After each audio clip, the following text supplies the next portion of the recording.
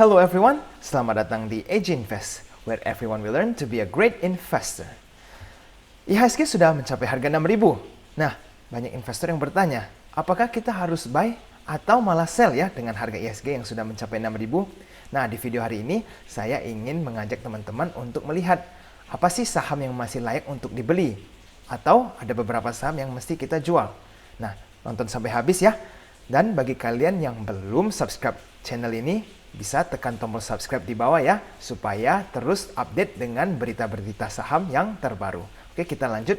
Pertama-tama saya ingin mengucapkan selamat bagi para investor yang sudah cuan di AISA ya. Sebelumnya saya ada membuat video yang berjudul IHSG naik terus, harus beli saham apa. Nah, di video itu salah satunya saya membahas tentang AISA. Dan di saat itu saya menjelaskan bahwa AISA itu sangat bagus untuk dikoleksi ya, karena sangat berpotensi untuk cuan. Nah, waktu itu harga AISA masih di 304, sekarang sudah mencapai 440. Nah, bagi para investor yang sudah melakukan investasi di saat itu, kalian sudah mendapatkan cuan dan selamat ya untuk kalian. Oke, kita mulai. Pertama, kita lihat dari fundamental BRIS. Oke, pertama adalah saham BRIS, BRI Syariah ya. Pasti kalian tahu, BRIS ini akhir-akhir ini sangat terkenal karena berita mergernya ini sangat luar biasa tersebar di seluruh dunia. Nah, saya ingin melihat dari sisi fundamentalnya dulu ya. Ini data saya ambil. Data ini menunjukkan BRIS di saat sebelum mereka merger. Nah, pertama kita lihat dari sisi cash. Dari tahun 2018 sampai tahun 2020, BRIS ini cashnya semakin meningkat. Nah, bagaimana dengan total aset? Total asetnya juga semakin meningkat dari 36,2 triliun menjadi 56,1 triliun. Bagaimana dengan revenue mereka? Revenue BRIS juga terjadi kenaikan ya, dari 2,3 T menjadi 3 triliun. Dan net profit mereka juga meningkat dari 151 miliar menjadi 190 miliar. Nah, ingat 2020 ini adalah tahun COVID, tetapi kita lihat BRIS ini malah melakukan ekspansi ya, dari segi aset mereka menambah, equity mereka menambah, cash juga menambah, dan performance mereka juga semakin baik. Ada terjadi penambahan revenue dan net profit. Jadi sebenarnya BRIS sebelum merger ini performance mereka baik-baik saja. Nah, apa yang terjadi setelah BRIS melakukan merger? Ini adalah overview harga BRIS ya. Di tahun 2020 awal, kalau kalian ingat sebelum COVID ya, ini BRIS masih belum melakukan merger ataupun isu merger. Nah, ini mereka harganya ada di 316. Tetapi dalam kurun waktu kurang dari 1 tahun, lihat harga BRIS sekarang ada di 2160. Ini kenaikan mereka sudah sangat besar ya. Jadi bagi kalian yang sudah melakukan investasi cukup lama di BRIS, kalian pasti cuannya sudah besar-besaran. Nah, sekarang bagi para investor yang belum melakukan investasi sama sekali di BRIS, pasti kalian bertanya, dengan harga yang begitu tinggi, apakah kita masih bisa melakukan investasi? Mari kita lihat. Nah, ini berita saya ambil dari kontan.co.id ya. Di sini saya ingin memperlihatkan pada teman-teman ya, apa yang terjadi saat BRIS merger. Nah, total aset dari bank setelah melakukan penggabungan akan mencapai 204 triliun. Luar biasa sekali ya. Lalu, ini artinya apa? Mereka akan menjadi top 10 bank terbesar di Indonesia. Belum cukup, bank BRIS ini akan menjadi top 10 bank syariah terbesar di dunia. Nah, kalian tahu nggak, di dunia ini ada 200 lebih negara. Dan di setiap negara ini pasti mempunyai bank yang banyak ya. Nah, bayangin aja, BRIS ini adalah top 10 bank syariah terbesar di dunia. Ingat, di dunia.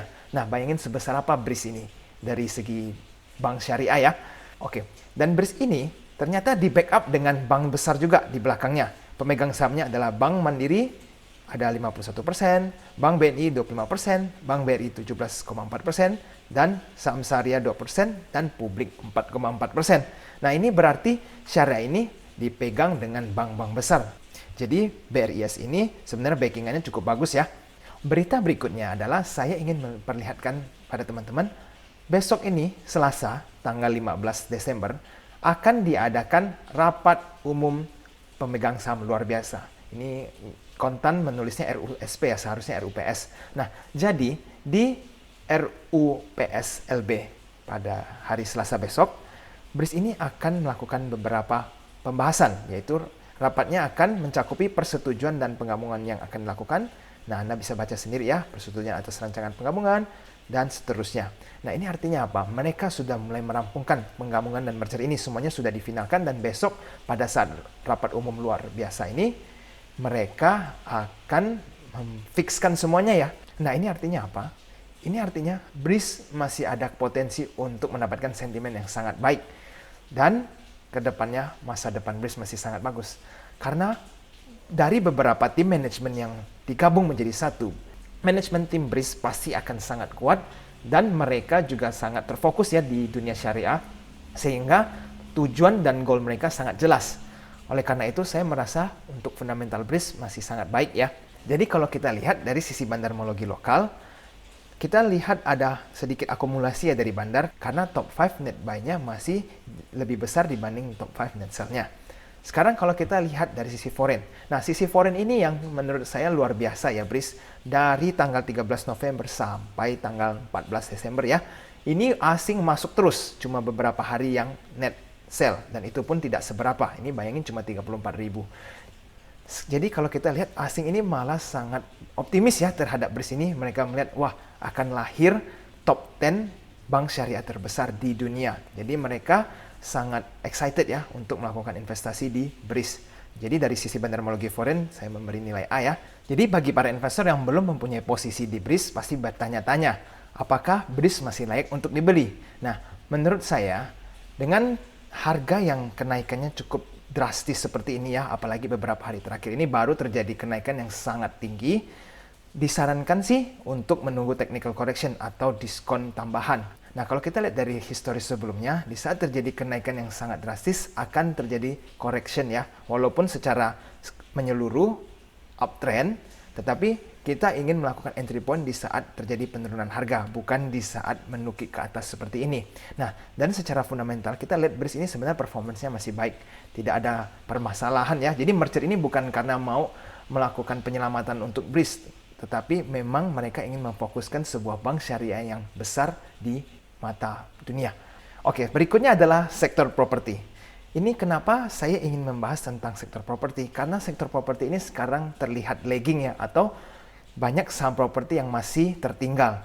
Kalau akhir-akhir ini kita lihat banyak saham yang sudah terjadi kenaikan harga yang cukup drastis ya, apalagi di dunia perbankan dan dunia batubara. Nah, tetapi malah saham properti yang masih belum terjadi pemulihan. Nah, beberapa kode saham yang saya cantumkan di bawah seperti Adikarya, Wika, P1, BSDE, dan JRPT ini adalah beberapa pilihan konstruksi ataupun properti pilihan AG Invest karena mereka mempunyai fundamental yang baik. Oke, kita lihat ya. Oke, ini adalah grafik pawon ya atau pakuwon jati. Jadi kalau kita lihat di tanggal 14 Desember, pawon ini harganya 535. Kalau secara graf ini saya tarik dari 5 tahun, harga 535 ini adalah harga terendah di tahun 2019, yaitu tahun sebelum COVID. Nah, ini sebelum pakuwon jatuh ya, karena COVID ini kan dimana semua saham amblas. Nah, ini mereka sekarang ditransaksikan di harga terendah mereka. Jadi kalau kita lihat secara diskon, pawon ini masih sangat baik ya dibanding saham-saham lainnya. Dan kalau di Wika juga kita lihat ada tren yang sama. Mereka ini COVID, lalu sekarang baru balik ke harga terendah tahun 2019. Jadi ini artinya apa? Mereka ini masih belum ada kenaikan harga. Harga mereka masih sangat rendah ya. Kalau kita banding adalah harga terendah mereka atau harga di titik support. Berikutnya ada di Adikarya. Nah, kalau kita lihat di Adikarya, ini juga trennya cukup mirip ya dengan dua saham sebelumnya. Sekarang Adikarya ada di harga 1.295. Di 14 Desember ada kenaikan yang cukup besar ya, 4,86%. Tetapi ini masih di kisaran harga support mereka di tahun 2019.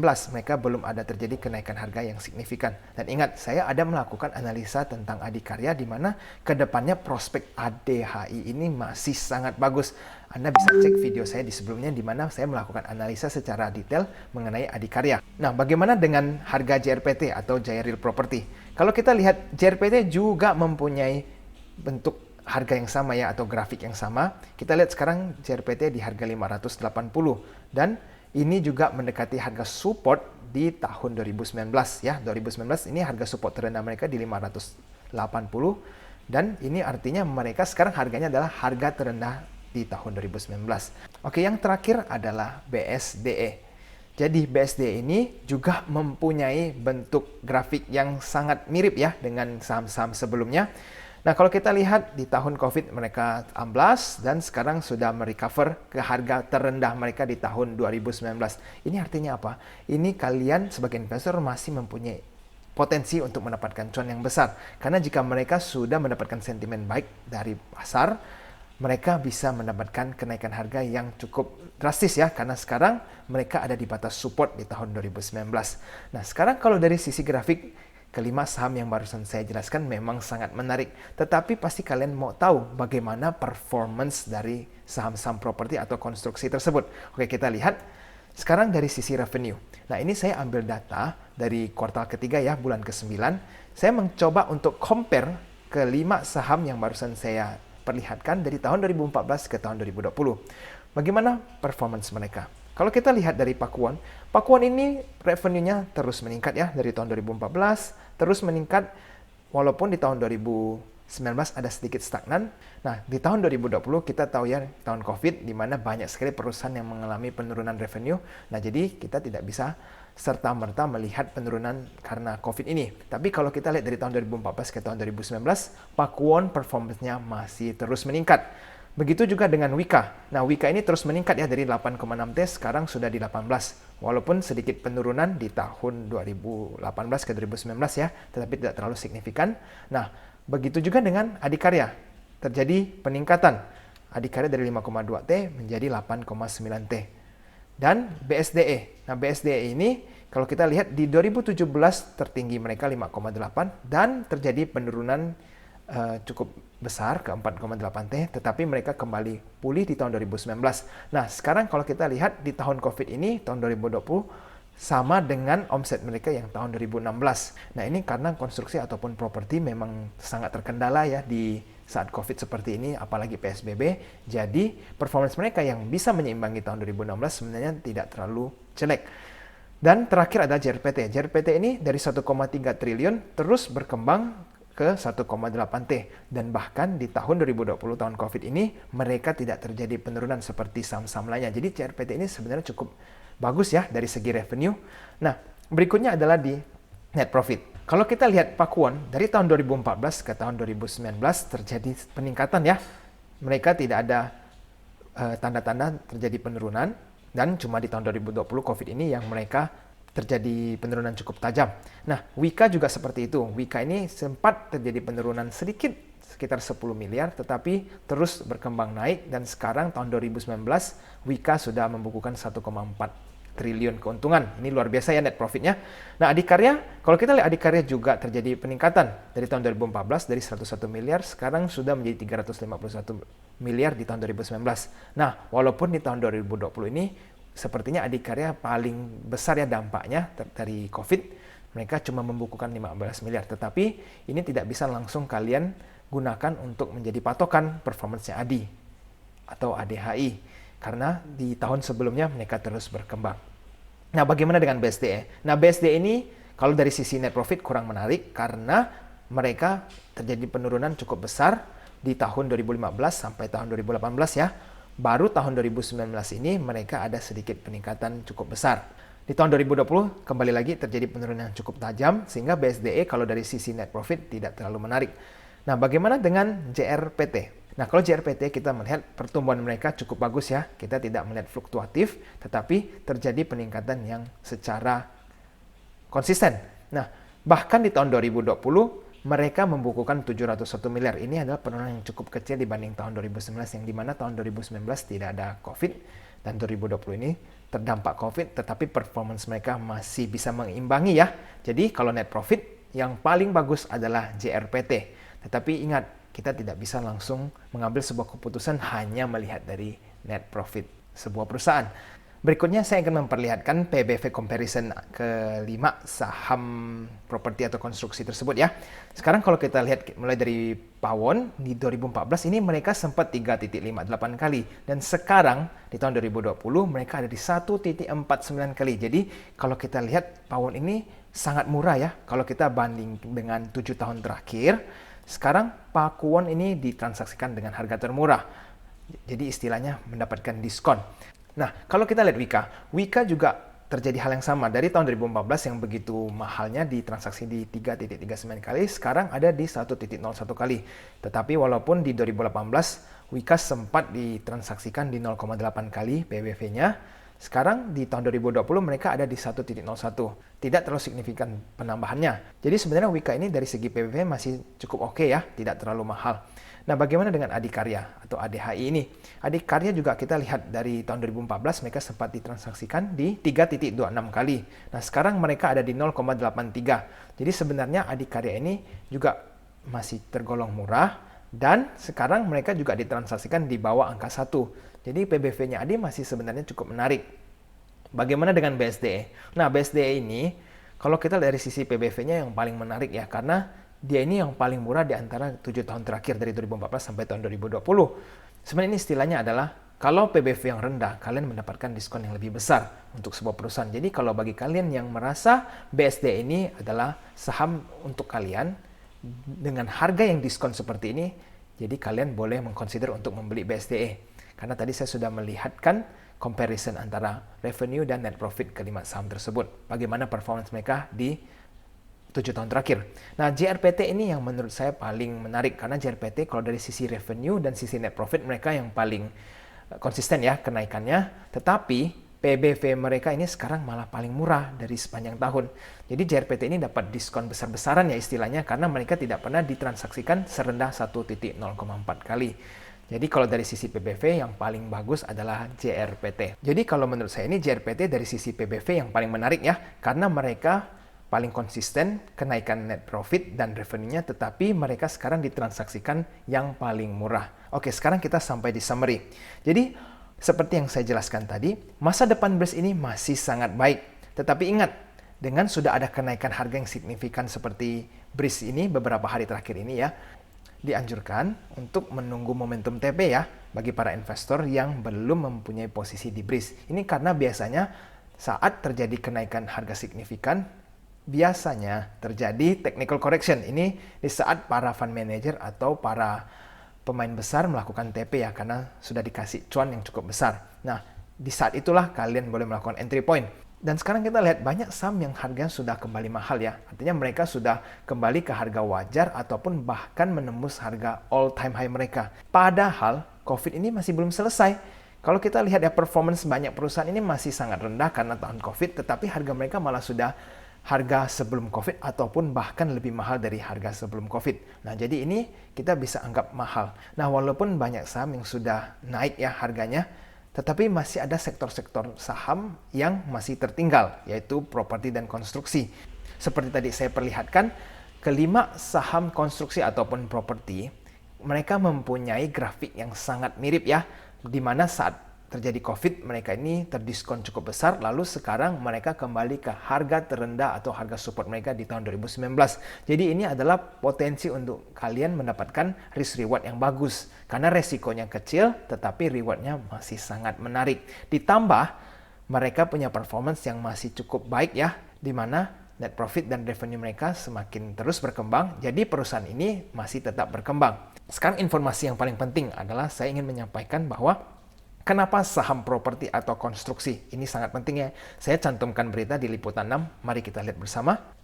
Oke, jadi ini adalah berita yang saya ambil dari Liputan 6, di mana judulnya adalah Anggaran Infrastruktur di 2021 Naik Tajam. Sri Mulyani buka suara. Apa yang sebenarnya terjadi?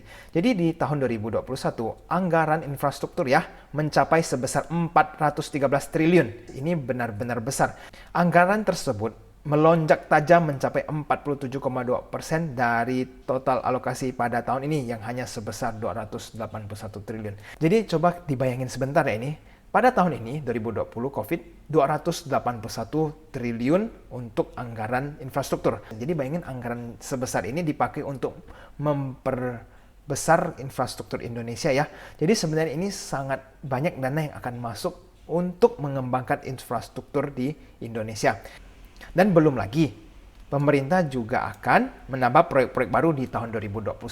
Jadi dengan anggaran yang sebesar ini dan ditambah proyek-proyek baru ya di tahun 2021, jadi sebenarnya sentimen untuk konstruksi dan properti ini sangat baik di tahun depan. Jadi bagi kalian yang belum punya posisi, sebaiknya kalian mengkaji kembali apakah saham atau sektor properti ini layak untuk dikoleksi. Karena AJ Invest secara pribadi sudah melakukan investasi di setiap kode saham yang barusan tadi kita bahas ya. Lalu kalian mesti ingat, bukan hanya anggaran pemerintah yang akan bertambah.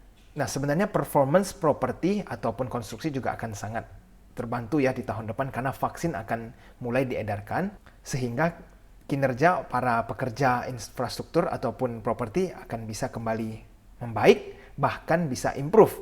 Karena kalau sudah ada vaksin, mereka sudah bisa kembali kerja seperti normal atau bahkan ekstra. Nah, itulah mengapa saham properti ataupun konstruksi masih sangat menarik ya untuk dikoleksi.